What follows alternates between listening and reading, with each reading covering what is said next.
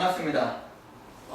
이번 시간부터는 고전 시가 작품에 대한 분석과 문제를 풀이하는 방법을 선생님이랑 같이 공부하도록 하겠습니다. 여러분들이 함께 할 교재는 미래 앤 에듀에서 나온, 이게 아주 새로 나온 출판사가 아니고 옛날에 이제 대한교과서라고 아주 유명한 출판사가 이제 이름을 바꾸고 한 거예요. 그 책에서 이제 4권의 책이 나왔는데, 예전에 그런 스타일이 아니고 새로운 감각의 책이어가지고 여러분들 공부하는데 훨씬 더 도움이 될 겁니다. 선생님은 여러분들이 처음 한다는 생각하에 1학년이든 2학년이든 처음 작품을 공부한다는 생각하에 꼼꼼하게 다 짚어주고, 여러분들이 한 작품을 공부하더라도 넓고 깊게 2-3개 작품도 그냥 저절로 공부가 되게끔 선생님이 깊이 있게 설명하고 일본하고 체크하고 할 테니까 그냥 쭉쭉 따라오시고 집에 가서 한 번만 복습해 보시면 되겠습니다. 이거 하나만 할게요. 선생님이 강조하는 것들, 그리고 또 여러분 스스로 이제 예습이나 복습할 때 잘 아는 거는 패스하고, 모르거나 헷갈렸던 것들은 반드시 V표시나 별표를 쳐서 한 번 더 볼 수 있도록. 그러니까 최초 1회독 할 때 내가 아는 거, 잘 모르는 것만 체크해도 훨씬 남는 장사고. 그래서 여러분들 주문할 게 뭐냐면, 이렇게 1회독 할 때 아는 거, 모르는 거 V표시나 들표시를 해놔서 나중에 이것만 이제 한 번 더 보는 그런 여러분 효과적인 학습 전략을 구사하시길 바라고요. 또 설명에 나오는 혹은 개념이라든가 주요 용어, 주요 용어는 체크를 좀 해놓으시는 게 좋겠다라는 거예요. 그래서 이런 것들은 이제 빨간 펜이나 형광펜으로 이제 좀 더 강조를 해주면 좋겠다, 이렇게 말씀드립니다.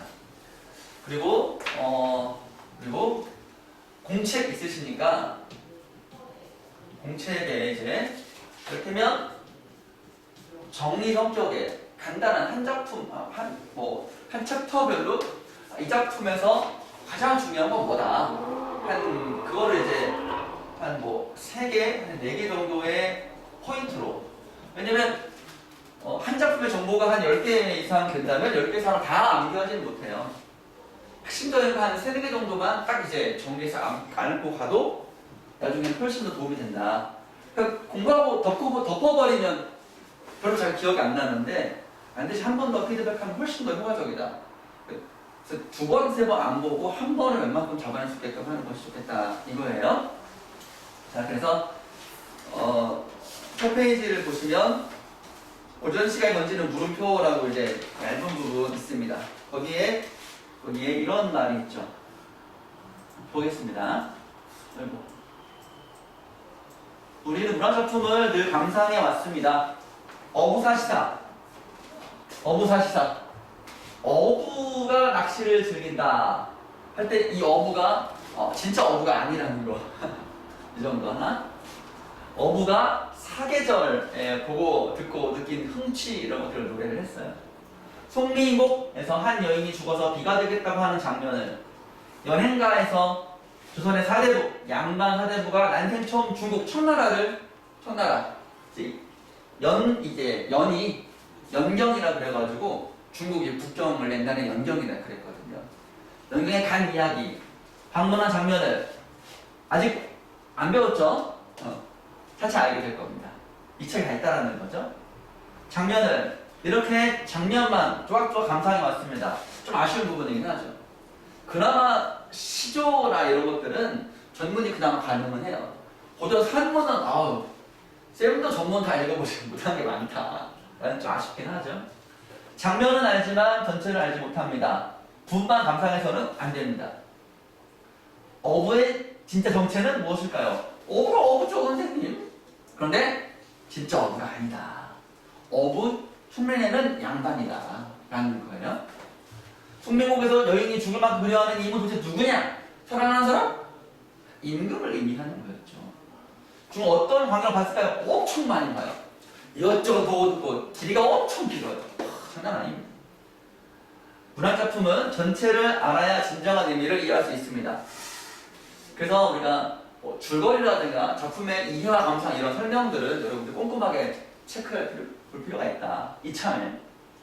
그래서 이 책은 전체를 쉽고 빠르게 감상할 수 있습니다. 물론 틈틈이 선생님이 정말 중요한 작품 같은 경우는 이 작품에 전문이 좀 부족하게 나와 있다 싶은 것들을 따로 이제 구해가지고 제공할 수도 있어요. 그래서 전체에서 이런 흐름이구나 좀 알고 그 다음에 이제 시험에 나오는 부분을 이제 집중 독해하면 좋겠죠. 한 가지 고전 시간은 해석이 좀 이제 중요해요. 해석. 의미 분석은 어딨어? 의미 이런 것들이 이제 의미를 분석하는 것이고 그 전에 이 말 자체가 지금 현대 어플이가 아닌 경우가 많기 때문에 특히 이제 뭐 후민정 창제 이후에 창작된 우리말 시가 국문 시가인 시조라든가 가사 이런 것들은 우리 공부한 중세국어식 표기여서 읽지를 못해요. 읽기는 해도 뭔 소리인지를 몰라요.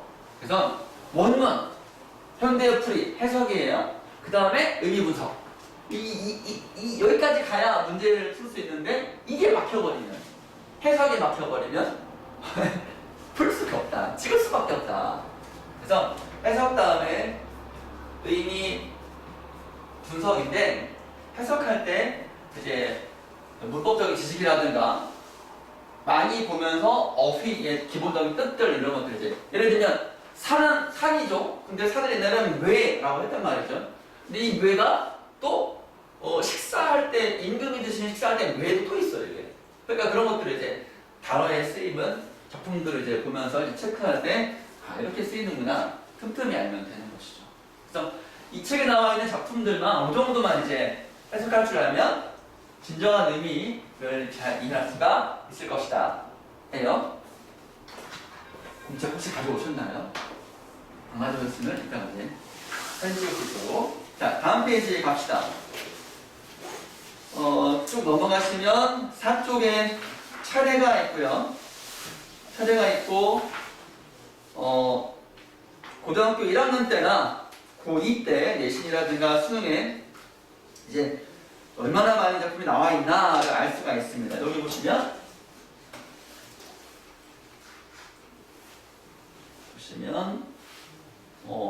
여기 보세요. 여기 교과서에 4번 나오는데 모의고사 기출은 안 됐다. 그래서 이제 공모전 같은 경우는 내신용이다 뭐 이렇게 이해하시면 되겠죠. 이게 되게 단순한 작품인데 안 낼 수가 없어요. 거의 시작이라서 스타트라서 이런 것들. 그러니까 이 책의 좋은 점은 뭐냐면 이런 물음표가 있다는 거예요. 백수강본은 왜 아내의 만류에도 강을 건너려 했을까? 이런 거 질문을 기억하면 왜 건너렸지? 이런 것들. 그래서 기출이라는 거는 모의고사 기출 이런 것입니다. 그래서 거의 아주 옛날부터 지금까지 저도 후기까지 쭉쭉쭉 나와 있는 겁니다. 엄청 많죠 작품이. 9쪽까지 보면 작품들이 있고 10쪽부터는 작품 빨리 찾기 해가지고 이제 인덱스가 있습니다. 작가도 그렇고요. 아주 서전식으로 여러분들이 잘 돼 있어서 나중에 모르는 작품 만났을 때에도 이 인덱스 가지고 어느 정도만 찾아도 큰 도움이 되겠다 이렇게 됩니다. 그래서 14쪽 넘어서 15쪽을 여러분이 보시면 아주 좋은 말이 있죠. 여기 과학서적은 새로운 것을 읽고 문학서적은 오래된 작품을 읽어라. 고전, 이런 것들을 고전이라고 합니다. 클래식이라고 하는 것이죠. 자, 다음 페이지 가면 오늘의 이제 1교시 수업은 요거 있잖아요. 개념. 고전시가 개념학습인 겁니다. 우리가 이전에 그 디카에서 시 개념학습을 공부했잖아요. 짧게 복습한다 생각하시고 이 정도는 알고 가자라는 겁니다. 있으니까 한 번 더 간단하게 살펴볼게요. 깊게 안 나왔어요. 선거철이라. 자, 시적 화자. 화자가 중요하죠. 화자가 누구냐? 말하는 사람이라는 거 알죠? 화자가 말하는 사람이라는 거 알죠? 고전 시가는 일치하는 경우가 많아요. 그래서 이제 작가로 치면 주로 이제 필기 같이 해주시고요. 고전 시가의 작가는 주로 이제 양반과 평민, 양반과 평민이 많이 있다 이렇게 이해하면 어떨까요? 화자는 그 화자가 누구냐를 찾는 게 좀 중요하다 이렇게 하시고, 네. 그 다음에 2번 보시면 고전 시가에는 이렇게 여기 나와 있네요. 한 번 더 쓴 겁니다. 남성, 여성 화자. 근데 남성 화자보다는 여성 화자가 조금 더 많아요. 많고 계층, 양반, 평민 이렇게 됩니다. 그러면 양반 남성도 있고 양반 중에 여성도 간혹 있고 근데 평민은 남성 여성을 거의 가르지는 않아요. 대부분 작자 이상인데 내용에 따라 이제 뭐 남편에 대한 뭐다 하면은 여성이구나 이렇게 생각할 수 있어요. 작자 이상이 좀 많죠. 평민은 작자 이상이 좀 많아요. 그 정도? 화자는 어떻게 찾을까? 누가 말하고 있는가? 누가 말하고 있는가? 누가 말하고 있는가? 그 누가가 바로 화자겠지요? 네. 4번에 시적 대상 좀 빨리 갈게요. 시적 대상은 어떤 일의 상대 또는 목표나 목적이 되는 걸 뜻한다. 고전 시가에서 시적 대상은 시적 화자가 바라보는 상대, 사물. 상대는 이제 사람이고 사물일 수 있고 또 중요한 소재 등이 시적 대상이 될 수 있고, 좀 아무래도 작품상에서 비중이 좀 있는 것이다. 중요하게 바라보는 것이 시적 대상이다 입니다. 그 5번 이제 보겠습니다. 대상은 어떻게 찾을까? 작가가 무엇을 표현하고 있는지 찾으면 된다. 대상은 매우 다양한데 구체적인 사물일 수 있고 추상적인 관념이다. 추상적인 관념이다. 시간이라든가 계절 이런 것들, 시간이라든가 계절 이런 것도 있을 수 있습니다. 자연이죠. 자연지도 있고 또 인물 소재라는 것도 있고 이런 것들 좀 이제 포인트 밑줄을 좀 그어주세요. 자연, 인, 그리고 임은 실제로 사랑하는 연인일 수 있지만 임금을 의미하기도 합니다. 그래서 임이 정말 사랑하는 사람인지 아니면 임금인지를 아는 것도 중요하죠. 시적 상황, 화자나 대상이 처한 형편이나 처지 정황. 요거 이제 개인적인 처지일 수도 있고 여기에 또 이제 역사적, 사회적 상황이다. 요거를 이제 아는 게 조금 이제 배경지식이 필요한 겁니다. 이거는 작품 자체만으로는 알 수는 없어요. 그래서 우리가 기본 작품은 항상 배경지식이 나와 있는 설명을 좀 이제 읽고 약간 매치시키는 훈련도 필요하고요. 많이 언급되는 사건은 고려 말, 조선 초 나라가 바뀌었잖아요. 왕조가 바뀌었잖아. 그때 이제 지식인들이 이제 고려에 남을까? 아니면 조선으로 옮겨갈까? 배신해? 아니면 충성해? 그걸 고민도 하고. 그 다음에 이제 임진왜란 때 전쟁이라는 시기. 그리고 또 이제 세계관 할게요.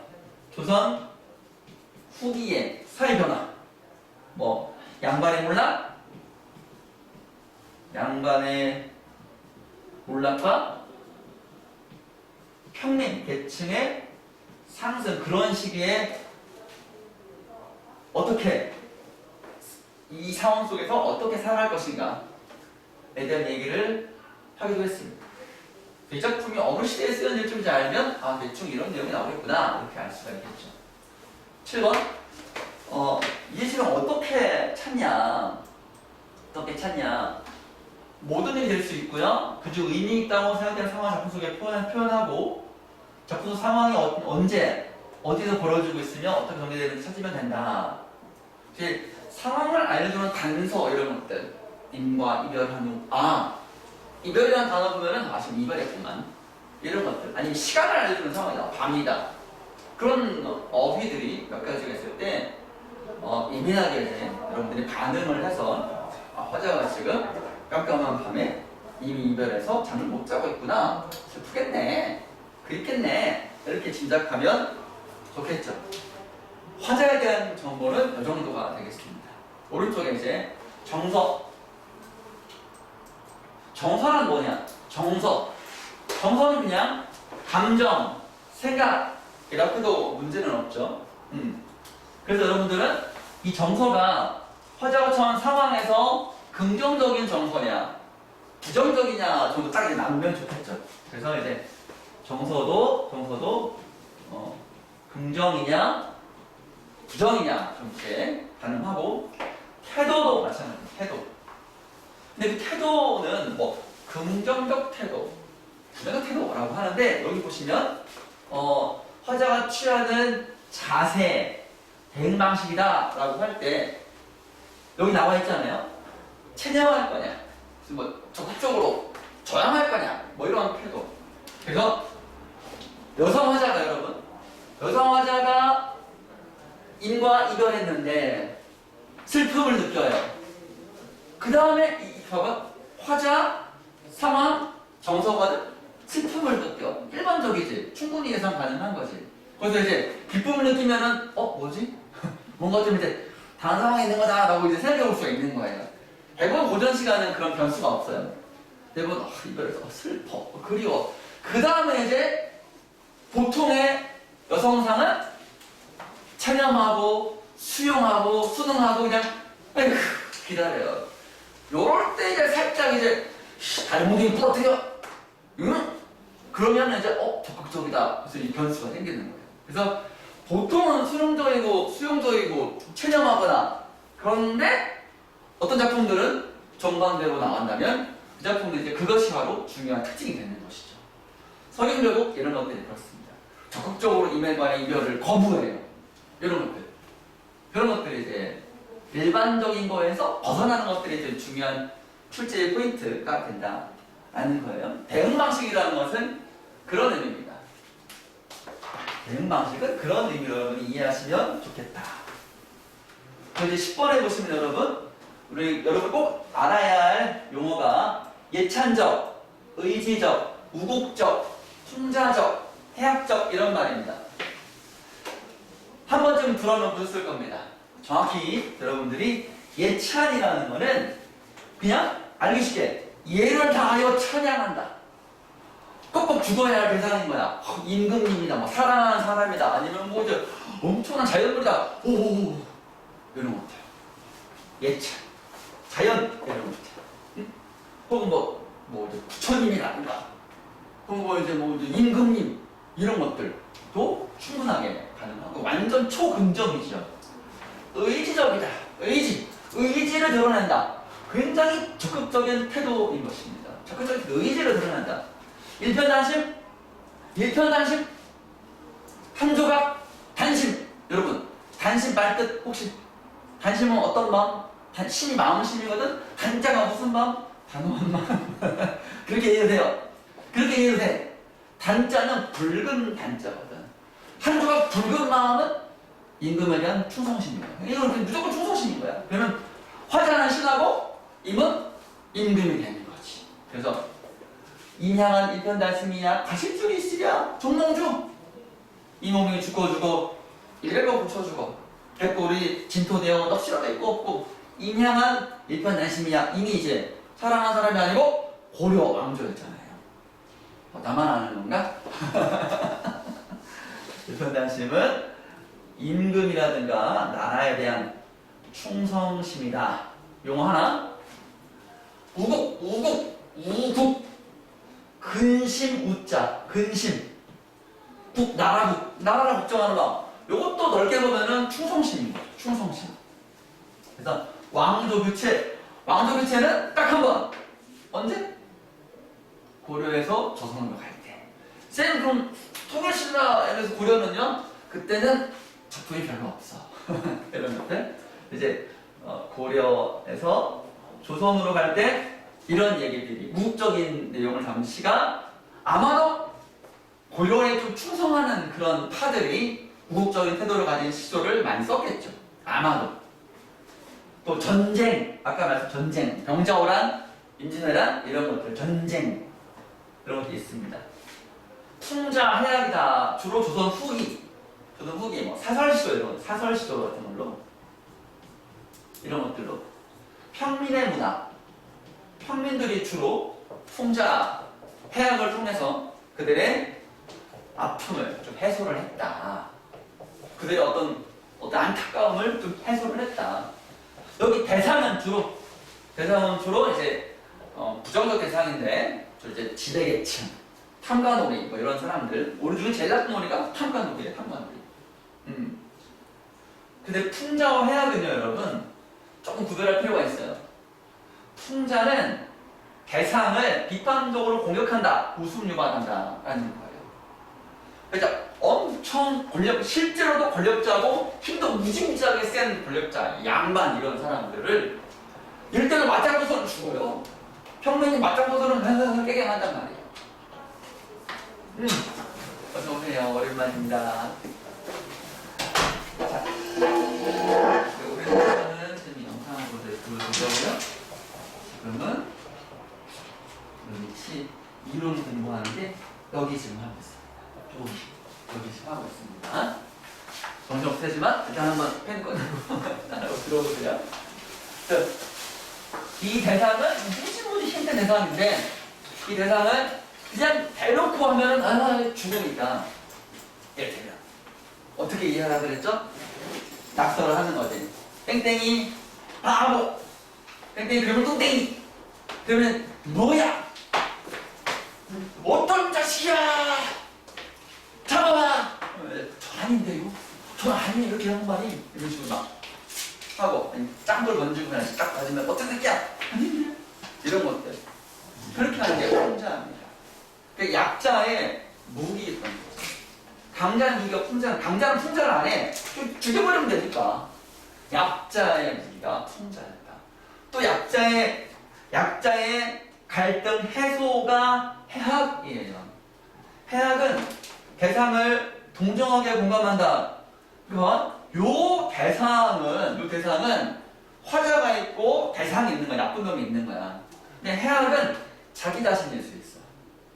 자기 평민들이 억울하고 안타깝고 이럴 때 자신을 더 우스꽝스럽게 만들어가지고 한번 웃음으로써 그 슬픔을 이겨내는 거야. 그래서 해악은 이런 말 있었죠. 웃음으로 눈물 닦기. 웃음으로 눈물 닦기. 자, 해악의 본령입니다. 그래서 맨날 지금 고전시가 요 책 하고 있는데 작품 분석하기 전에 이제 이론을 살짝 한번 복습해보려고 하는 거야. 있습니다. 어조 12번 어조는 말투, 말본세, 말투 띠껍다, 말이 조금 너무 느리다 할 때 그 말투 이런 겁니다. 말투를 통해서도 그 말하는 사람의 태도나 정서를 느낄 수가 있다. 여러분 충분히 느낄 수 있죠? 주변 친구들이랑 대화할 때도 말이 좀 짧고 쳐다보지도 않고 좀 톤이 좀 낮아. 그러면 관심이 별로 없다는 거잖아. 그러면 이제 내가 말을 잘못 걸었나?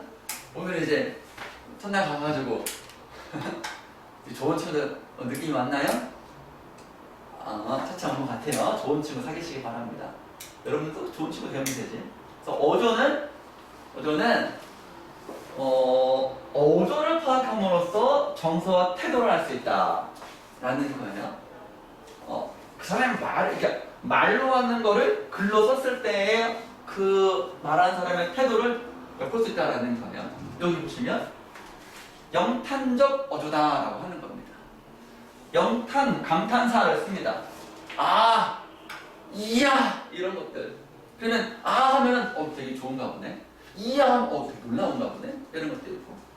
감탄조사는 뭘까요? 조사는 감탄조사를 배운 적이 없는데 어떤 게 감탄조사라고 하는 걸까요?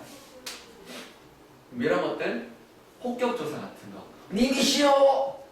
님이시여! 이런 것들.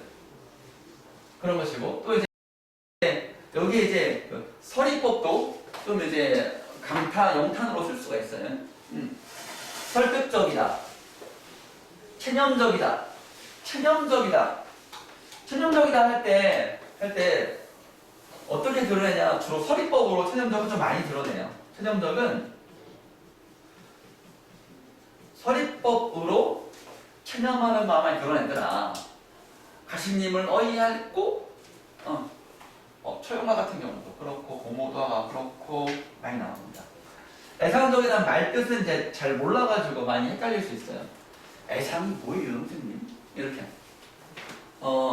애자를, 사랑 애자는 많이 알아요. 그래서 되게 긍정으로 정반대로 이해할 수 있어요. 그러나 애자 중에 슬플 애자가 있습니다. 그래서 희노애락 애호용 할 때 이제 두 번째 애가 슬플 애자입니다.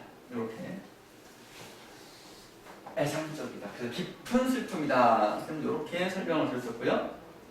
그랬고 여기 11번에 어조란 뭔가 했을 때 읽으셨겠죠? 여기 보시면 이거를 보세요. 이게 한시야. 원래는 이렇게 한 군문으로 쓴 게 아니야. 군문이라는 거는 한글이에요. 한시인데 한문으로 쓴 시인데 이거를 좀 이제 현대풀이를 한 거야. 이거 가지고 어조를 알기는 조금 어렵긴 해요. 다만 이제 태도를 좀 이제 살펴본다면 15살 아리따운 아가씨 남 부끄러워 말도 못하고 헤어지네. 말도 좋아하는 사람이 있는데 좋아한다 말도 못하고 약속도 못 받고 헤어졌나봐. 돌아와. 겹겹이 문을 걸어 잠그고 배꽃에 걸린 달을 보며 하염없이 눈물을 짓네.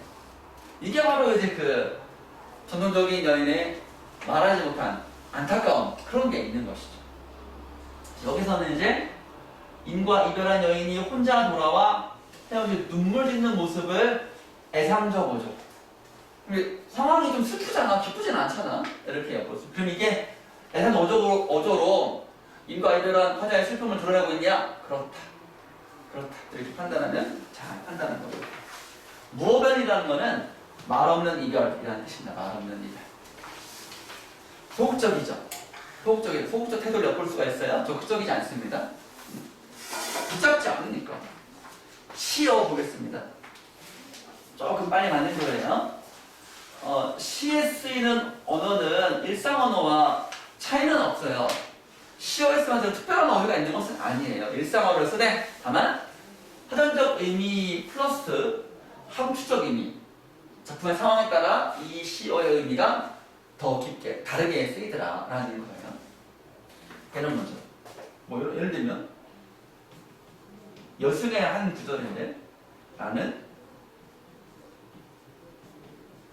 불경처럼 서러졌다. 이런 표현에서 불경이 갖는 의미는 사전적 의미로는 뭘까요? 그냥 부처님의 말씀을 담은 경전, 엄청 어려운 거, 정도밖에 안 될 거예요. 이 시의 상황에서 그 여승을 본 화자가 그래서 막 눈물 나고 안타깝고 그런 마음을 서럽다라고 했는데 불경에 빗대어서 표현했을 때 이 불경은 단순하게 이제 부처님 말씀하신 경전의 의미는 아니죠. 경전만큼 깊다. 도저히 헤아릴 수 없을 만큼 깊다. 이런 슬픔을, 서러움을 드러내는 것이죠. 그래서 이제 불경은 함축적 의미가 되는 것이죠. 이럴 때는. 우리가 항상 이제 의미를, 해석을 통해서 의미를 분석한다라고 할 때 불경이 뭔지 모르면 불경이 뭐야? 어떤 의미냐를 가기 전에 일단 불경이 뭔지 모르면, 사회적 의미의 뜻을 모르면 이거 가는 길은 조금 험하다. 여러분이 아시면 좋겠어요. 그래서 여러분이 어휘력, 늘 말씀드리지만 어휘력을 많이 늘려야 된다 말씀드리고, 2번 보시면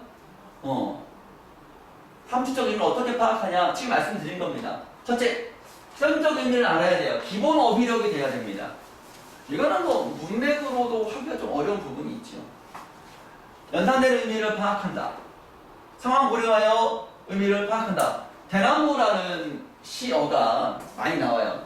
대나무 또 이제 소나무도 나오고 잣나무도 나오고 그렇습니다. 대나무는 고다요. 또 변하지 않고 왜 변하지 않냐? 이파리가 항상 늘 푸르잖아. 그지? 소나무도 마찬가지예요. 그래서 연상하지. 그래서 어떤 의미냐? 함축 의미가 안 나오는데요. 여러분 찾아볼까요? 연상된 의미가 이런 거야. 그래서 함축적 의미는 뭘까요? 대나무, 소나무, 잣나무 하면은 지조, 절개, 선비의 지조, 절개 이런 것들이 의미가 있죠. 우리가 상징적 의미할 때 관습적 상징인 것이죠. 정서를 드러내고 상황 드러내고 대상을 매개체 역할을 한다. 그러니까 시어를 통해서 시가 쓰여진 거잖아요. 시어의 여러분들 시어가 주는 그 의미를 섬세하게 살펴볼 필요가 있다 말씀드리겠습니다. 이미지 쌤이 그 시 설명할 때 다른 어떤 이론보다도 시어의 이미지, 시어가 주는 이미지를 중시했었습니다. 시어가 주는 의미를 연상하는 거야. 이미지화하는 거지. 그림을 떠올려 보는 거야. 그래서 이 몸이 죽고 이렇게 붙여주고 이 죽음도 불사하는구나. 100번 죽는다. 그런 고통을 느낀다 하더라도 변함없는 그런 충성심을 노래했구나. 이렇게. 그러면 100번 죽는다가 연상이 되십니까? 여러분? 그림이 그려지시나요? 어떻게 죽을까요? 참수당하는 거겠지, 그지? 막, 그러니까 조선에서 이제 너 야오니까 막 고문 당하고 막 참수당하고 교수당하고 끔찍한 죽음이 많을 거 아닙니까? 100번 죽어도 나는 후회 안 한다. 이런 것들. 그래서 이미지는 시어를 통해 표현된 구체적인 형상. 근데 이게 시어를 통해 표현된 구체적인 형상, 추상적인 관념인데 이게 쉬운 게 아니에요. 낙엽은 폴란드 망명정부의 집회 어쩌고저쩌고 했을 때 낙엽이 폴란드 망명정부의 집회라고? 뭐 완전 얘기야. 이런 거 할 때는 그런 거예요. 시어가 그림을 그릴 때 그 그림 여러분이 잘 그리면은 화자가 누군지, 어떤 상황인지, 어떤 정서인지도 저절로 알 수 있다 말씀드리겠습니다. 그래서 구체성, 함축성, 구체성 이런 거 있죠. 6번 이 시어가 주는 이미지가 시각적, 청각적, 후각적, 미각적, 후각적. 이거 시각적은 여기 보세요. 시각적 이미지는 알아도 감각적 이미지를 모를 때가 있어요. 선택지에서 감각적으로 형상화했다 이렇게 나오면은 시각은 알아도 감각적으로 모른단 말이지. 그래서 여러분들은 이거 안에 이런 것들이 있는 거예요. 그러면 이 감각적 이미지라고 선택지로 쓰면은 여기 있는 게 다 나와야 정답인 건가? 문제에서 물어보는 시의 감각적 이미지가 하나, 둘, 셋, 넷, 6개 다 있어야지만이 그 선택지 맞는 거냐? 그렇지 않아요. 이것 중에 하나만 있어도 감각적 이미지를 사용하여 화자의 어쩌고저쩌고가 맞게 되는 거예요. 그러면 내가 그래 무조건 맞다 그런 거는 왜? 이것 중에서 시각적 이미지는 항상 100% 있거든. 어떤 식은 시각적 이미지가 없는 식은 없어요. 청각이나 후각, 미각은 없을 수도 있어. 그러나 시각은 항상 있으니 감각적 이미지를 사용하여 라는 시는 무조건 맞다. 이거 하나의 문제 풀 때 팁이고요. 한 가지 여러분들 이거 있잖아. 바람.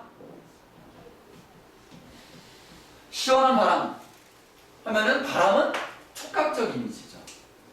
바람은 바람 피부 감각으로 느끼는 거니까 시원하다고 할 때는 바람은 촉각이고, 공감각적 이미지 감각의 전이 푸른 종소리가 땡땡땡 들리는데 내 마음에 푸른 느낌을 줘요. 종소리가 푸르다. 왜 이거 푸르니? 이거는 반영사양 아닙니까? 종소리가 푸른 거예요. 그럴 리가 없죠. 소리에 어떻게 색깔이 있습니까? 근데 상상하는 거죠. 감각의 전이, 이미지, 상상. 그래서 내 마음에 느껴지는 들리는 종소리가 좀 푸름을 주는 거예요. 푸름은 긍정인지 부정인지 이것만 가지고는 잘 모르겠죠. 저 전체를 보면은 이거는 좀 이제 우울한 느낌의 블루예요. 블루미 블루예요. 그래서 얘는 점점 푸르는 시각이고 종소리는 청각인데 확실하게 감각할 수 있는 것이 종소리고 시각은 감각할 수 없죠? 이렇게 화살표 치면은 전이의 양상을 뭐라고 할 수 있냐? 청각의 시각화라고 하는 겁니다. 청각의 시각화. 그 고등학교 내신에서 많이 나옵니다. 한 가지 더. 복합 감각은 두 개가 다 있는 거야. 두 개 다 있는 거야. 달콤하고 부드러운 초콜릿. 달콤하고 부드러운 초콜릿. 하면은 달콤하고 부드럽다. 미각이랑 촉각이죠. 두 개가 다 있는 거예요. 미각, 촉각. 이건 복합 감각이라고 한다고. 요거는 이제 공감각은 낯선 데서 찾으라고 하면은 못 찾을 수가 있어요. 이런 연습을 좀 해놓으면 좋다. 우리 디카 책에 많이 나와 있으니까 하면 될 것 같고요. 그 다음에 7번 추상적 이미지다라고 할 때 긍정적, 부정적, 동적, 정적 말뜻 알아야 되겠죠. 동적이다. 움직일 동. 새가 난다. 폭포가 떨어진다. 이런 것도 움직임이 있죠. 근데 나무가 서 있다. 정적이 되는 겁니다. 새가 했죠. 상승 위로 올라가요. 올라가는 나무가 자라는 거, 새가 날아 올라가는 거. 상승은 일반적으로 긍정적 이미지가 많고요. 하강은 비가 내려요. 비가 내린다거나 눈이 내린다거나 조금 이제 부정적으로 많이 쓰이고요. 생겨나는 거 긍정적 이미지가 많겠죠. 소멸 없어져요. 이런 것들은 좀 부정적 의미로 많이 쓰이더라. 그래서 재생, 부활, 상실, 허무 이런 말들도 여러분이 아시면 되겠고, 운율은 반복이 키워요. 반복돼서 리듬감이 생기는데 뭐가 반복되는 거냐라고 할 때 그 요소들이 아래에 나와 있죠. 음수율 여기 일단 2번에 보시면 내재율, 외형률. 그래서 고전 시간은 주로 외형률이 좀 많더라. 해가지고 얘를 뭐라고 하냐면 정형시다. 정형시. 형식이 정해져 있다라고 하는 겁니다. 형식이 정해져 있다. 삼음법, 사음법, 3사조, 4사조 이런 것들이 바로 외형률이다. 이렇게 하는 겁니다. 현대시는 주로 이제 내재율이 많죠. 그래서 반복되는 것들이 아래에 나와 있습니다. 1번 음수율, 음보율. 음수율과 음보율을 헷갈리면 안 됩니다. 일정한 글자 수가 반복되면 음수, 수, 음보 해가지고 글자 수는 3, 4 또는 4, 4 그리고 3, 3, 2 이 두 개가 이제 많이 나오고요. 음보는 몇 음보? 음보는 두 개. 얘는 이제 4음보, 3음보 이렇게 3, 4 또는 4, 4 또는 4음보 시조 가사고요. 시조 가사고 3, 3, 2조는 3, 3, 3이잖아. 하나잖아. 세 덩어리. 3음보 고려가요 정도가 이렇게 세트 되는 겁니다. 이거 많이 헷갈려 합니다. 정확하게 해주시고요. 여기 오른쪽에 있는 이 가시리가 대표적인 고려가요입니다. 고려시대의 노래. 가시리 있고 그래서 3, 3, 2. 얘는 이제 여음이 되는 것입니다. 후렴구 뭔지 알 겁니다. 요게 반복돼서 4번 나옵니다. 이 같은 경우. 3번 대꾸, 반복, 음성 상징어. 대꾸도 반복이 되는 거예요. 대꾸는 비슷한 문장 구조를 대꾸라고 합니다. 비슷한 문장 구조를 대꾸한다. 말대꾸한다? 똑같은 말로 말대꾸하면 이제 화가 나죠. 말대꾸, 대꾸. 대꾸랑 대조랑 달라요. 별로 달라요. 대조는 내용이 다른 거고, 대꾸는 문제 형식이 같은 거야, 형식이. 자, 그래서 비슷한 문장 구조 반복이 대꾸라는 거 다시 한번 하시고, 의성어, 의태어를 묶어서 음성 상징어라고 한다. 얘 보면 이제 고전 시간에서 대꾸는 굉장히 많이 나오고 거의 이것 중에는 다 있다고 보시면 돼요. 다 있다고 보시면 돼요. 외나무 다리 건너가려면 어렵죠. 근데 시아버니 같이 어려우라. 시아버지가 어렵다라는 거예요. 어렵다라는 거는 좀 불편하고 무섭다라는 거야. 말도 쳐다보지도 못하고. 비교해서 외나무 다리보다 시아버니가 훨씬 더 어렵다. 시아버니니까 대상이 시아버지야. 화자는 누굴까? 화자는 며느리가 되는 거지. 이 시어를 보면 시어머니라고 하는 걸 보면 이 노래에서 화자는 며느리, 힙살이 하는 며느리라고 보시면 되는 것이죠. 그러면 딱 봐도 시아버지, 시어머니, 힙살이 하는 며느리가 쓴 작품은 힙살이가 고생스럽다, 고통스럽다 이런 내용이 되는 것입니다. 나뭇잎이 풀어. 대나무인가 보지? 소나무인가 보지? 시어머니를 푸르다가 긍정이 아니에요. 이럴 때는 환득한 그런 푸름이 아니야. 시퍼렇다. 그러니까 날이 시퍼렇다. 되게 창백한 그런 거잖아요. 그래서 굉장히 무섭다. 그래서 시집살이 가서 벙어리 3년, 귀머거리 3년, 아이고 장인은 비하했네. 눈도 귀도 무조건 9년은 그냥 하고 살아야 돼. 열심히 죽었다 깨도 하는 거예요. 그런 것들. 저도 후기에 여성 화자가 노래했습니다. 다음 20쪽에 가시면 좀만 더 하는데요. 표현 보시면 많이 맞습니다. 딱 갈게요. 비유법이다. 빗대어 표현했다. 원관념을 직접 드러내면 효과가 좀 떨어져요. 다른 거에 빗대어 표현하는 거야. 사과 같은 내 얼굴,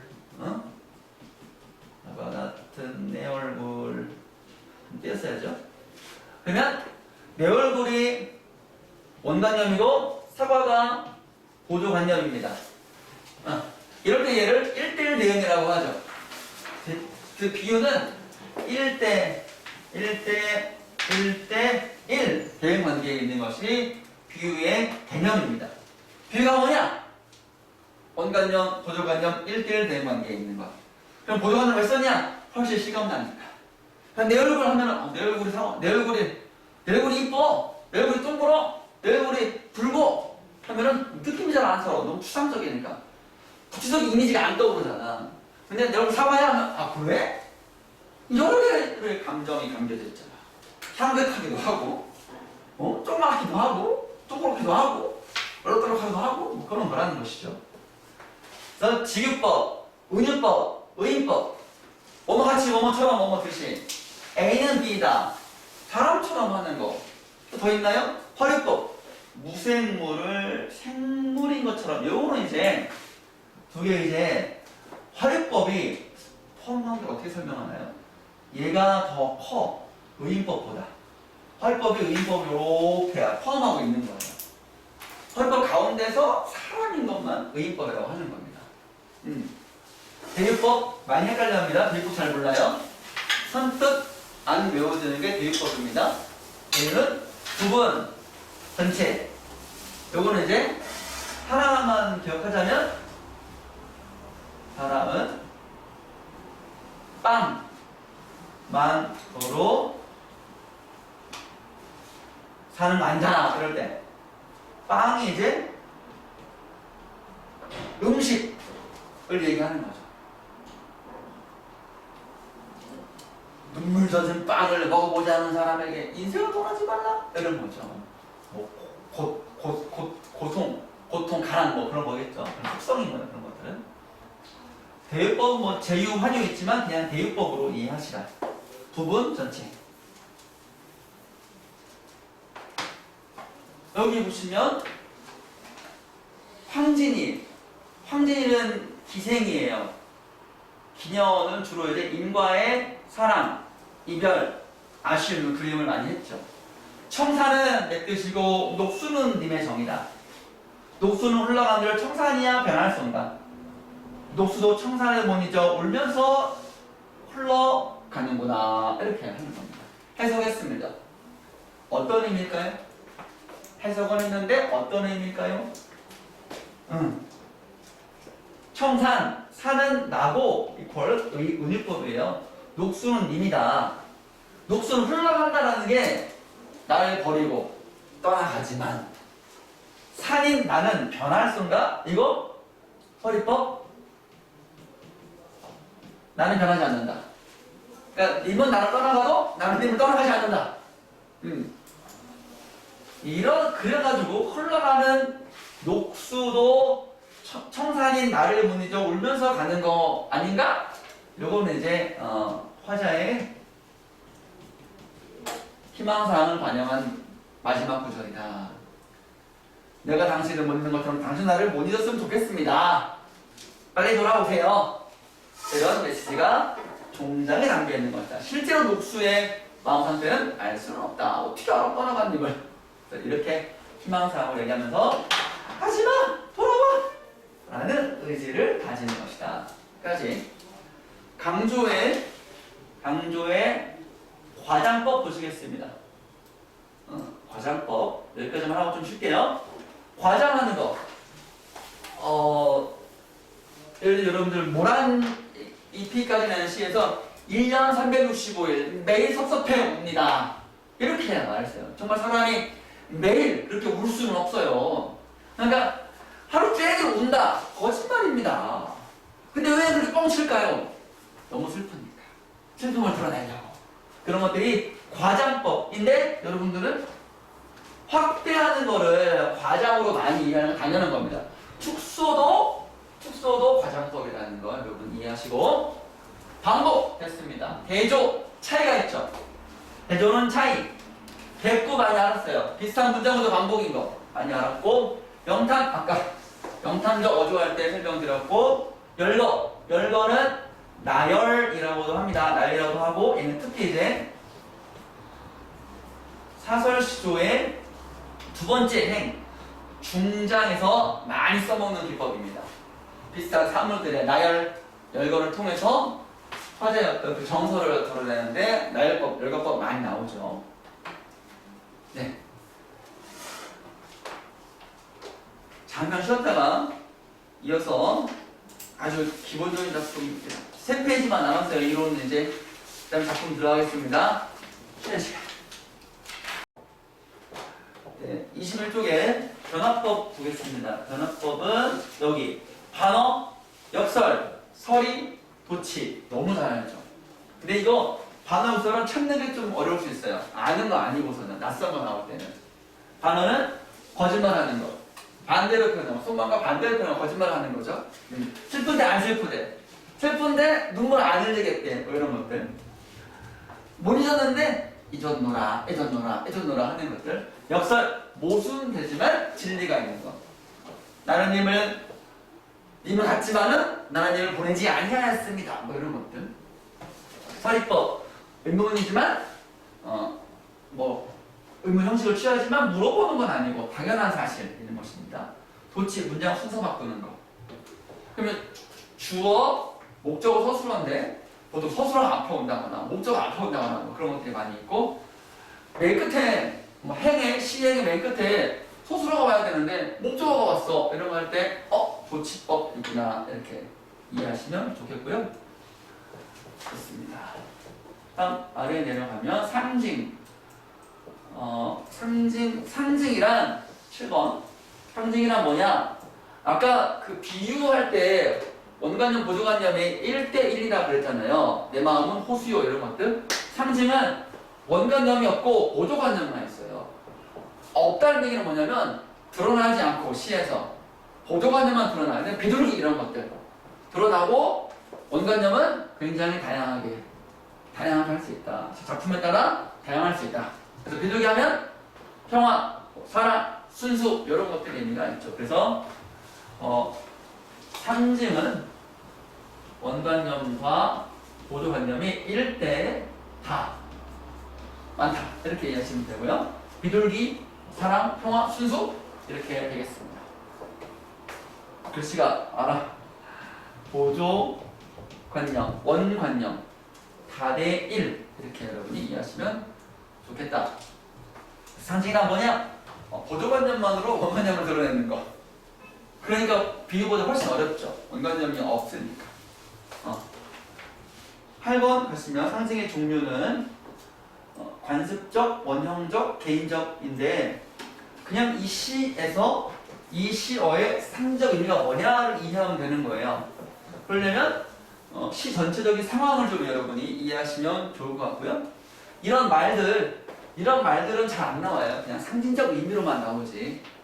아까 대나무 같은 거 있죠. 대나무 같은 게 여기 들어가요. 아니 여기 관습적 상징. 대나무 이런 것들. 우리나라에서만 대나무가 지조 절개이지 다른 나라 대나무는 그런 게 아닐 거예요.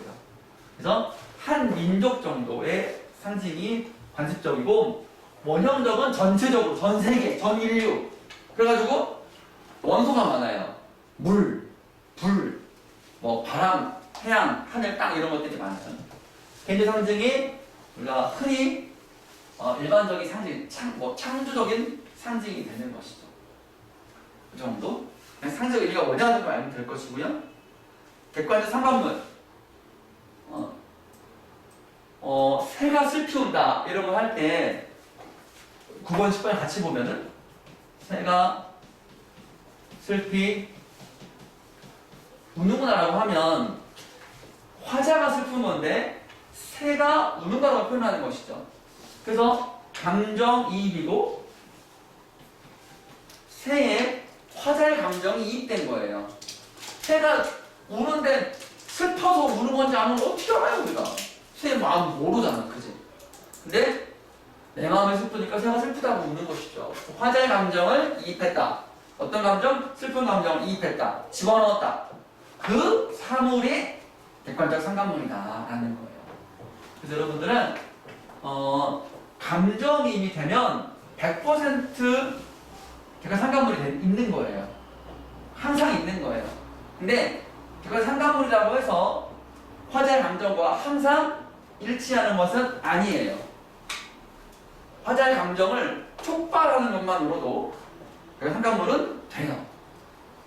그게 이제 좀 이따 공부하게 될 황두가 같은 경우에 꾀꼬리는 정다운데 나는 슬퍼, 나는 외로워.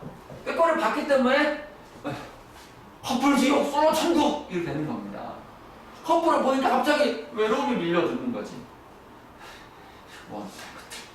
난 솔로인데 저것들은 손딱 끊어내고 때려주고 싶고 창문 끼워주고 싶고 이런 것들, 그런 마음, 이런 것들 이제 관계를 여러분이 아시면 좋아요. 네. 그 다음에 시상, 전개, 방법, 감상, 관점 보겠습니다. 중요한 내용들이죠. 우리가 시상을 전개한다고 할 때 좀 시상이 뭐예요? 이렇게 많이 물어봐요. 시상이 뭐예요? 근데 시상이 전개는 풀어 헤쳐 나가는 것이죠. 비문학에서 내용 전개 방법 이런 거 할 때 그런 겁니다. 시상은 시의 생각이나 감정이 뭐예요? 내용이야, 내용. 시의 내용을 어떠한 방법으로 풀어나갈 것인가. 어떤 전략적인 측면이죠. 앞에 있던 공부했던 표현 기법은 디테일한 거야.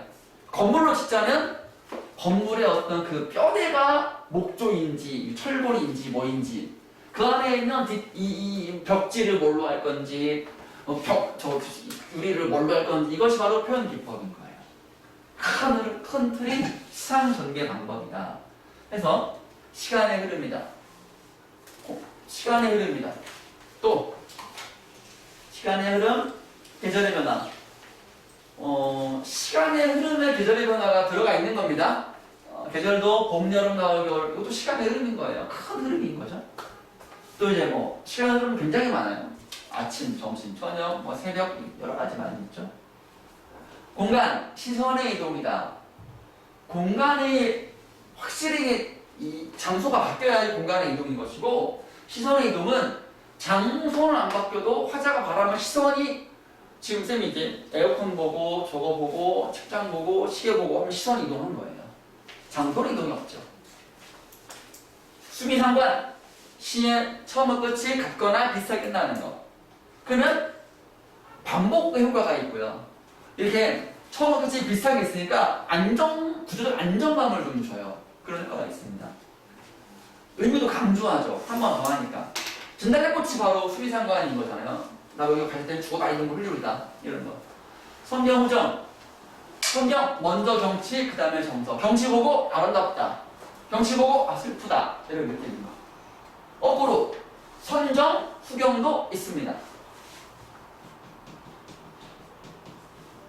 그래서 오타 아닙니까 선생님? 선정, 후경이라니요. 선경, 후정 오타 아니에요? 아니야, 있어. 김소월의 가는 길이라고 2학년 내신에서 많이 나오는 작품인데 그립다 말을 할까 하니 그리워 그리움을 말을 하고 그 다음에 앞강목 뒷강목 까마귀 그래서 선정 후경의 대표적인 예문입니다. 기승전결 요거는 주로 이제 사연이나 아니면 사행으로 이루어진 작품 같은 경우는 기승전결에 따라서 시상을 전개하지요. 사연하면 여러분 한시 보면 이제 그러니까 절정이라는 이육사님의 시가 있고 사행짜리 한시가 있어요. 절구된 것들 5원 절구, 7원 절구 이런 것들 그런 것들은 이제 뭐 예를 들면 사행짜리 보면은 송인 정지상행 한시 사행짜리 한시 사행짜리 한시, 송인 고려시대 한시, 사행짜리 한시, 사행짜리 현대시 절정 얘는 이렇게 있고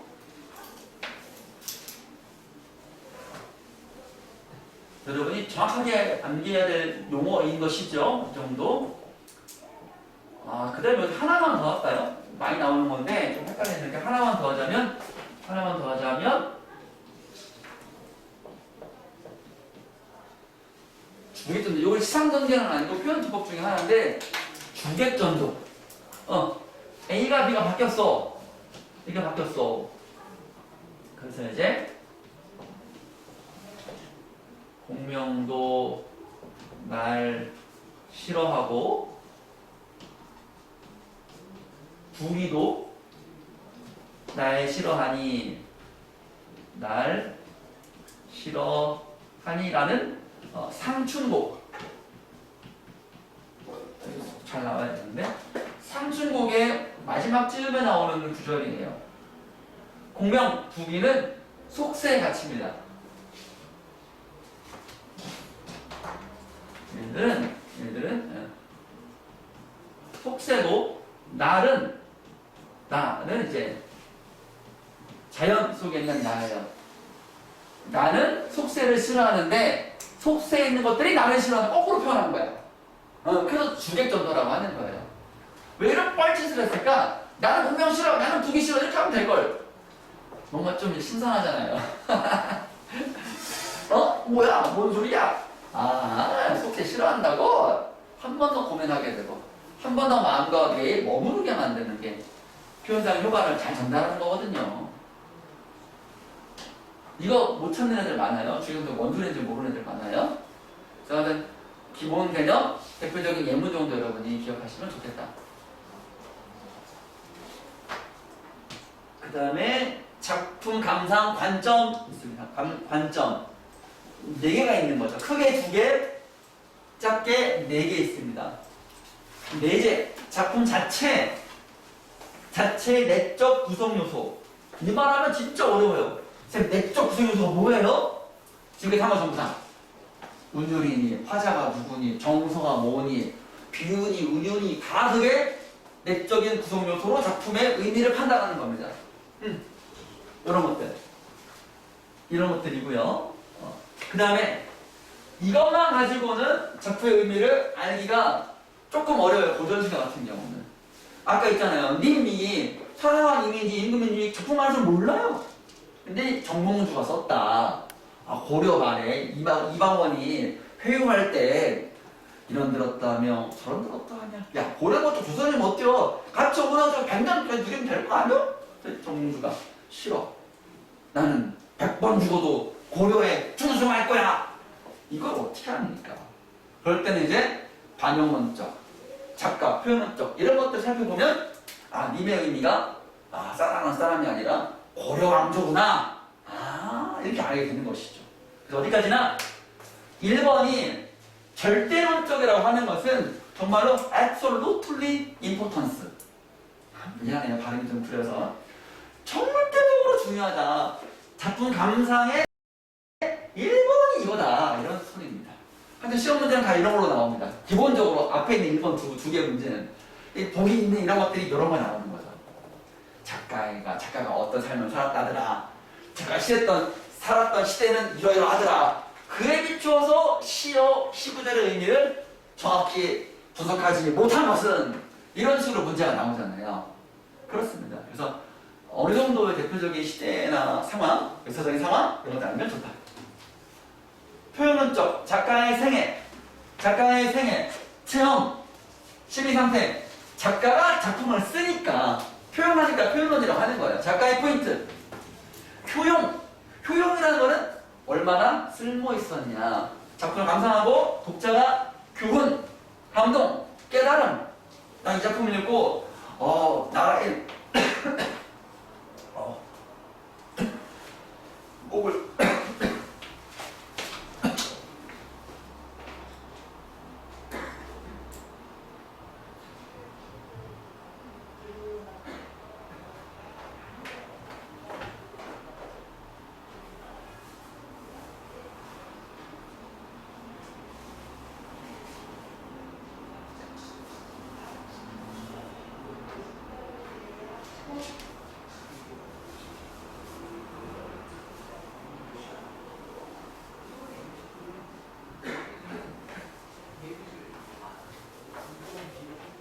기침만 나오면 걱정돼가지고 미안해. 지금 계속 말해가지고 이게 마르기 신난 거야. 참.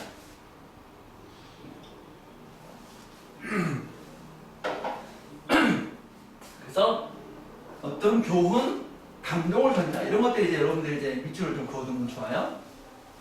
독자에게 주는 교훈, 감동, 깨달음인 것입니다. 톤 좀 낮춰야 되겠어. 하나 더 남은 게 오른쪽에 반영론이죠. 반영론. 그래서 시대의 현실을 반영한다. 사람이 쓰는 거잖아요. 물론 작품이고 사람의 이야기가 담겨 있는 거잖아요. 현실을 벗어날 수가 없어요. 물론 그렇지 않고 순수한 인간의 내면 정서를 드러내는 것도 있어요.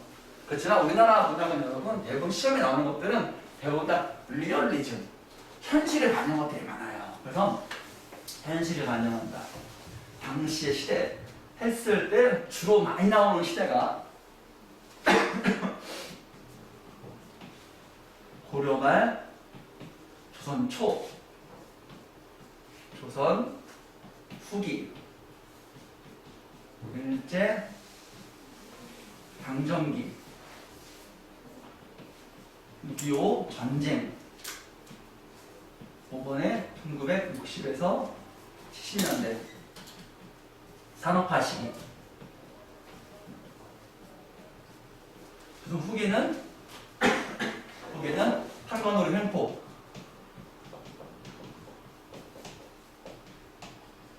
일제 강점기는 일제 횡포 탄압 이 것이죠. 이 5가지 정도의 시대가 여러분들이 많이 언급되는 시대입니다. 이런 상황 속에서 어떤 삶을 살 것인가에 대한 정서라든가 태도 이런 것들 여러분들이 이제 추가할 수 있겠죠. 대부분 저항적이거나 친형적이거나 둘 중에 하나지 뭐. 저항하거나 친형하거나.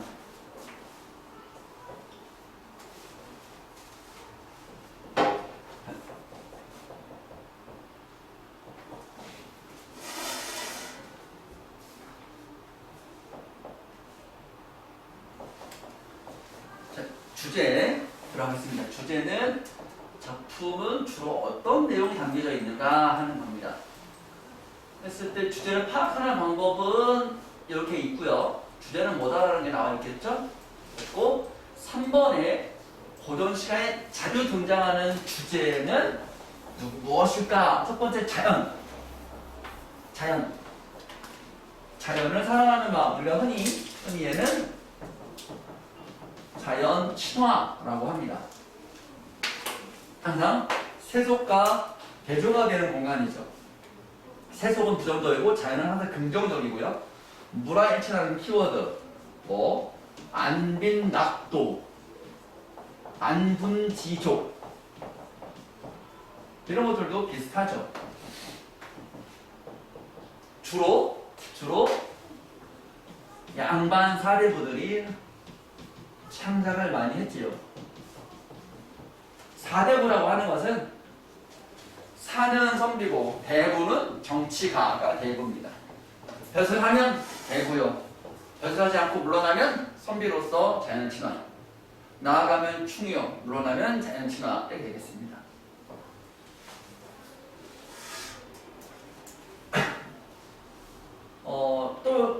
또 여기 보면 사대부들은 임금의 은혜를 찬양하는 태도를 함께 드려야 한다. 그래서 이런 것들을 우리가 강호가도라고 합니다. 얘는 자연 속에서 이렇게 내가 한가롭게 즐길 수 있는 것도 다 임금님 덕분이다. 임금님 땡큐. 그래서 충성.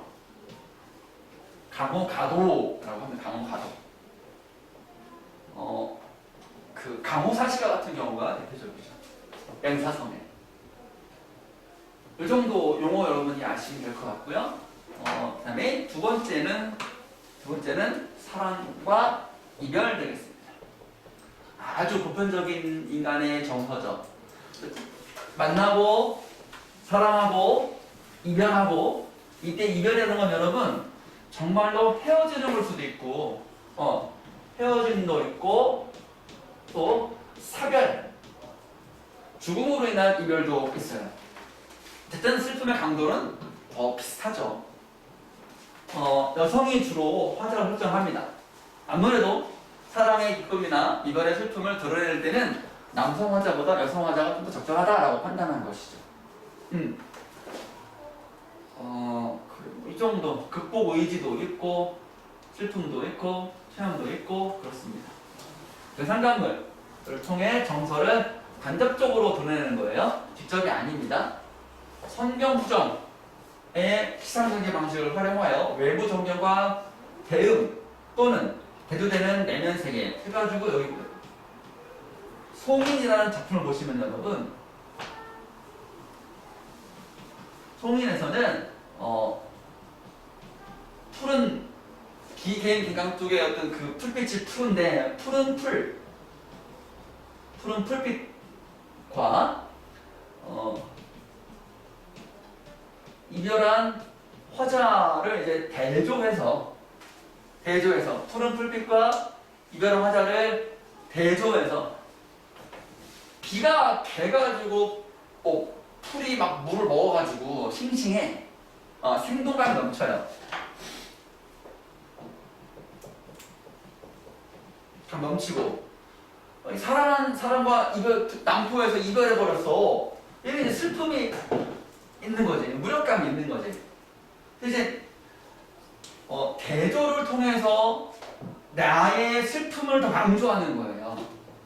이 푸른 풀빛의 생동감을 강조하는 것이 아니라 대조를 통해서 얘는 푸른데 나는 슬퍼. 그럼 더 슬픈 거야. 세상은 아무 문제 없는데 나만 혼자 슬픈 것 같잖아. 이별의 상황 처했을 때는 나만 혼자 막 이제 막 문제 있는 것 같고, 세상은 해도 뜨고 잘 돌아가는구나. 나만 이렇게 슬픈데 그런 어떤 외로움 이런 것들을 이렇게 표현하는 것이죠. 사랑과 이별.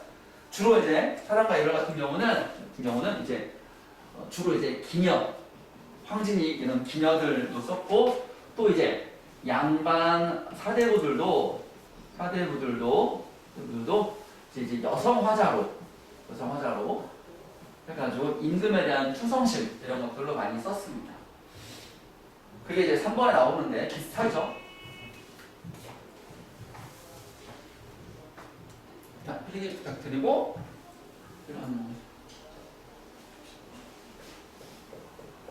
3번 보시면 연문지정, 우국지정이라는 말 뜻을 여러분 좀 이제 이해하시면 얘 같은 경우는 이제 관동별목이라는 정철이 쓴 가사의 정서로 많이 나옵니다. 연군지정. 군은 이제 임금이고 국은 이제 나라. 임금에 대한 충성심이 연군지정이고 내가 없어가지고 내가 유배 가서 내가 없어가지고 나라가 걱정된다 하면 우국지정이 되겠습니다. 여기 유배. 그래가지고 이제 뭐 송미인복, 그리고 삼위인복 용어만 좀 익숙해주세요. 들 이런 것, 영원한 충성 이런 것도 있습니다. 자연물의 긍정 속성이다, 부속성이다 하면 이제 자연물 같은 경우는 소나무, 대나무 등등등이고 소 같은 경우는 눈, 비바람 이런 것들이 소나무나 대나무를 못 살게 굴잖아요. 막 휘게 만들고 막 이제 막 확 꺾어지게 만들고 이렇게 부정적 의미가 되는 것이죠. 소나무, 대나무가 지조 손비의 지조 절개니까 이 소나무, 대나무 못 살게 구는 눈이나 비바람은 이제 어떤 간신배들 분적인 상황이 되는 것입니다.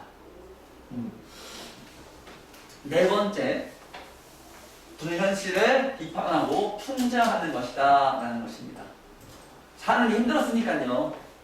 봉건적 질서, 봉건적이라는 건 신분 질서가 있는 것이죠. 계급 사회에서는 항상 탐관오리와 지배층의 횡포가 있으니 이를 비판하고 풍자하는 작품이 항상 있었고 항상 약자인 서민들, 평민들에서 주로 나타난다라는 것이죠. 그러니까 풍자를 대놓고 비판하는 것이 아니에요. 직접 비판이 아니에요. 우의적 수법이다. 우의적이라는 거는 우선은 동식물에 빗대가지고 얘기하는 거예요. 동물이 등장해. 우의적은 우리가 다른 말로 우화적이다 라고 합니다. 시뿐만 아니라 소설에도 특히나 이속 우화 같은 거 있잖아요. 동물 나오잖아. 허생전, 아니 호질, 호랑이가 나와요. 호랑이가 이런 것들도 있고 또 뭐 이제 뭐 금수회의록 이런 것들 같은 경우는 동물이 막 나와가지고 막 회의를 해요. 금수회의록 회의를 해요. 그래서 간접적인 비판이 많다. 대놓고 욕 못하니까. 자연물의 불성을 부용하고 지배층 비판, 객관 상정을 통해서 정서를 드러낸다. 사례와 이제 곡식이라는 표시에는 고려시대의 한시입니다.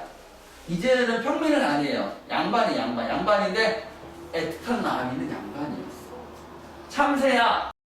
참새를 부르죠? 어디서 오가면 나느냐. 너 어디서 있는 거요? 귀찮은 존재야. 1년 농사는 아랑타자고 너는 그냥 농사는 신경도 안 쓰고 그냥 놀고 자빠져 있다가 늙은 호랑이 홀로 갈고 맸는데 밭에 벼며 비장을 다 없애냐? 참새가요. 텃새야. 토착새야. 해가지고 추수하면 되면은 요것이 이제 곡식 있잖아. 쌀 있잖아. 단단한 거 못 먹어요. 익을랑 말랑 할 때, 지금 이제 몰랑몰랑 할 때, 쌀이 몰랑몰랑 할 때 앉아가지고 쭉해서 다 빨아먹는 거야. 쭉저기만 남는 거야. 엄청나요 이게. 쌤도 어렸을 때 시골 살 때 학교 끝나고 나면 놀지도 못하고 논에 가가지고 뭐 했는 줄 알아요? 오! 하고 막 돌 던지고 참새에 속 그 정도로 참새의 해악이 장난 아니고요. 영악해요 그것들이. 놀면은 던지면은 잠깐 올라갔다 또 내려와. 그렇습니다. 그래서 참새는 한가놀이고 늙은 호랑이는 힘없는 백성이고 밭의 벼면 기장을 다 없애버리는 게 아니라 못된 탄압을 의미하는 것이죠. 그때와 표현하는 것입니다. 이 정도 되겠습니다. 그래서 이론 아주 간단하게 딱 붙어봤고요. 몇 달 동안 한 거를 1시간 반 동안 끝냈습니다. 상고시대부터 삼국시대. 자, 시대별로 작품을 공부하는 건데요. 상고시대라고 하는 것은 원시시대에서 고조선, 삼한시대까지 고구려 백제 신라까지 우리 문학이 태동한 시기이다. 노래와 춤이 혼합된 종합예술 여러분. 종합예술 해가지고 이거는 이제 발라드, 댄스라고 해요. 옛날에는 이렇게 분화되지 않고 하나로 뭐 노래도 하면 말도 하고 춤추고 막 이제 뭐 음악도 움직이기도 하고 종합적으로 했었다. 지금은 뭐 가수 공연하는 것처럼 약간 분리가 안 됐어. 종합예술이었다. 원시종합예술이 바로 발라드 댄스라고 합니다. 배경소라 요거가 있으니까 이거 모르면 작품 이해하기 좀 어렵죠. 고구려 시대가 올 때 삼국시대에는 한문의 보급으로 한문학이 시작되었고 최초의 국문시가다, 향가다. 요게 조금 이제 어렵죠. 국문시가다라는 말. 여기서는 이제 국문은 우리말이라는 소리거든. 쌤, 우리말 시가는 훈민정 창제 이후에 된 거 아닌가요? 그렇게 생각할 수 있을까요? 삼국시대에 우리말 시가가 나올 수 있나요? 그런데 여기서 이제 향찰이라는 말을 기억해 주세요. 향찰로 표기된 노래가 향가예요. 향찰로 표기된 노래가 향찰로 쓰여진 노래가 향가다. 향찰이 곧 우리말 어순이다. 우리말 어순. 한자를 빌려서 우리말로 표현한 것. 향찰이 곧 한자의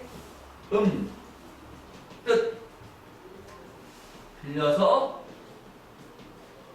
우리말 표기한 것이다. 이렇게 이해하시면 좋겠습니다. 그러니까 한문학과 국문학이 동시에 시작되었다. 이렇게 이해하시면 좋겠습니다.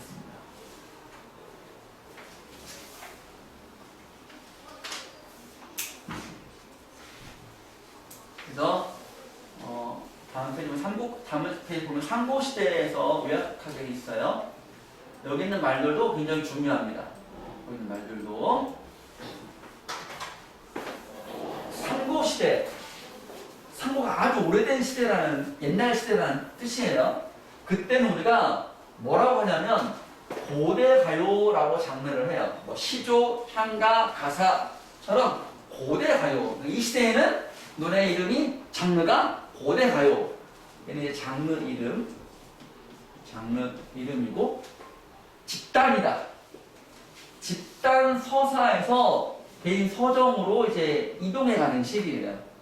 문학의 발전이라는 것이 그렇죠. 최초에는 개인보다는 집단, 부족이 중시되었을 거예요. 그러다가 시간이 지나면서 개인의 감정도 중시되어서 개인의 서정을 노래한 시도 나왔을 것이다 라고 하는 겁니다. 자, 그래서 고대 부족국가 시대부터 삼국시대 초기까지 한가위 성립 이전에 불린 노래를 통틀어 말한다. 구비전승 좋습니다. 입에서 입으로 전해지다가 한역되거나 한글로 전착되었다. 요거는 조금 어렵고요. 한역되는 것이 대부분입니다. 한역이라는 말은 뭐냐면 한문으로 쓰여짐이라는 소리예요.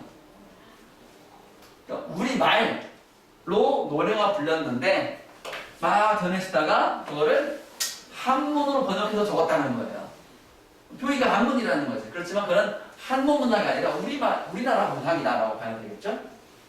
대체로 배경사라가 있다. 집단 의식 관련된 의식요. 의식요라는 말은 뭔가 의식 세리머니, 뭐 기념식 이런 것들, 뭐 여러 가지 의식, 기념식이라든가 입학식, 졸업식 이런 것들이 바로 거기서 불리는 노래가 의식요라는 거예요. 근데 이제 뭐 건국 신화에 불린 노래라든가 건국 신화 이런 거, 건국 신화라거나 그래서 그 다음에 이제 개인의 정서, 이별, 뭐 슬픔 이런 것들이 있었습니다. 보통 이별이죠. 이별에 따른 슬픔을 많이 노래했고요. 기쁨은 별로 없더라고. 여러분 대부분 인간의 정서에서는 기쁨보다는 슬픔의 정서가 좀 더 많이 이제 표현되어 있어요. 국어에서도 기쁨의 언어보다는 슬픔의 언어가 훨씬 더 많습니다. 형용사라든가 이런 거 보면.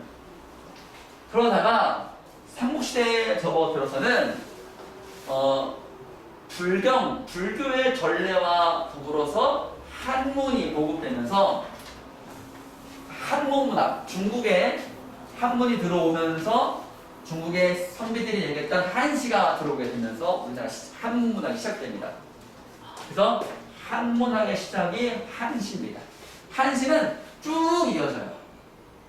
양마하대보들은 한시를 쓰는 게 교양이었거든. 그래서 한시의 시작은 한국시대, 끝은 조선 말. 그래서 향가가 좀 주목됩니다, 여러분들. 향가는 향철을 표기된 우리나라의 국문 시가이다 라고 이해하시면 좋습니다. 향과 향철의 관계를 여러분 이해해 주시고요. 여기 한시에서는 여러분 지식인의 고뇌를 노래한 최치원 신라 사람이죠. 한시가 있다. 제목 생각 안 나네. 여러 가지 있습니다. 향가는 삼국시대 말에 발생하여 삼국시대 말이니까 통일신라 이전에 660 그 이전의 시인데 통일신라 때 많이 이제 많이 발달했어요. 공문화사상 최초의 정형화된 서정시다까지 정형이라는 말은 형식이 정해져 있는데 4구, 8구, 19체입니다. 4구체는 4줄, 4행 8구체는 8행 19체는 10행 19체 형식이 가장 정제된 작품성이 뛰어난 이렇게 평가받고 있습니다. 이 형식은 나중에 시조로 계승되었다. 이 계승 관계를 좀 많이 물어봐요. 고1 때. 향가와 시조에 공통점이 있어. 특히 19체 향가 같은 경우는 얘 같은 경우는 이제 4줄, 4줄, 2줄 합이 10이거든. 그래서 크게 초장, 중장, 종장을 해요. 앞에 있는 4줄은 시조의 초장, 두 번째 사행은 시조의 중장, 마지막 2줄은 시조의 종장으로 가서 시조의 3장 형식의 근거가 되는 게 19체 향가의 3단 구성이다. 이런 계승관계를 찾아내고 그렇대요. 계승했대요.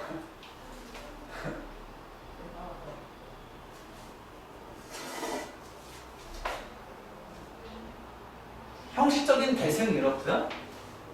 그 다음에 감탄사도 있습니다. 종장의 첫머리에 감탄사 있죠? 여기도 감탄사가 있어요. 감탄사. 두 개의 계승이 있는 거예요. 3단 구성이 3단 형식으로. 낙구의 첫머리에 감탄사인데 종장 첫머리도 감탄사가 있더라. 아이야, 어찌 뭐 이런 것들이 있더라. 자, 보면서 다시 한번 드릴게요. 마지막으로 승려, 화랑. 승려는 불교와 관련된 것이고요. 화랑은 신라의 엘리트 계급이잖아. 그래가지고 화랑 같은 경우는 여러 가지 종교적으로 말하면은 불교, 또 도교, 유교 다 포함되어 있죠. 그래가지고 신라의 지배계층 이런 것들 엘리트 계급 의미합니다. 네. 나와 향가는 한시는 엄청 많고요. 향가는 남아있는 게 24수 남아있는 게 총 이제 24수밖에 없어요. 24수. 그 중에 많이 언급되는 것이 한 5개 정도 되겠습니다. 24수. 많이 없죠? 책이 3대목이라고 있었는데 그 책이 이제 창작되었다, 먹었다 정도 기록만 했지 책이 사라져버렸어요. 그 책만 나오면 국보급이라고 합니다. 신라시대의 감정 이런 것들 알 수가 있는 거니까. 아, 이론만 하고 작품을 하나도 공부를 안 해봐요. 좀 아쉽네요. 자, 요거 이제 쌤이 이제 전해드리고, 다음 주 수요일날 또 이제 공부를 할 텐데, 여러분들이 한번 미리 한번 읽어보는 것도 도움이 될 거예요. 이거는 그냥 문제도 풀 게 없어요. 그냥 계속 이제 읽고 이해하고 중요한 게 뭔가 암기하고 정리하고. 그래서 여러분들이 머릿속에 공무도화가를 배웠으면, 다음 페이지 보세요. 공무도화가를 배웠으면 최소한 이것이 고대 가요의 1번 작품이고 이별가의 시작이고 사왕사포 한혁시가이고 물의 산적 의미가 뭐 이별이고 뭐 사랑의 체념 뭐 그런 것도 있고 체념도 있고 그런 것들 여러분이 기억하시면 좋겠다. 그럼 되겠습니다. 그러면 다음 주에는 이거 고대 가요 1번부터 원래 오늘 4번까지 나가자 그랬거든요. 최대한 빨리 나가는데 좀 그러네. 향가까지 여러분들이 향가 일부 그래서 욕심 안 부리고 1시간에 3개씩 20분씩 3개씩 하면 6번까지 하면은 3초까지 예습을 해오시기 바랍니다. 복습 플러스 예습이에요. 오늘 배운 거 복습, 앞으로 할 거 예습. 그래서 이제 이번에 복습은 25초까지, 예습은 43초까지, 30초? 예습은 43초까지 되겠습니다.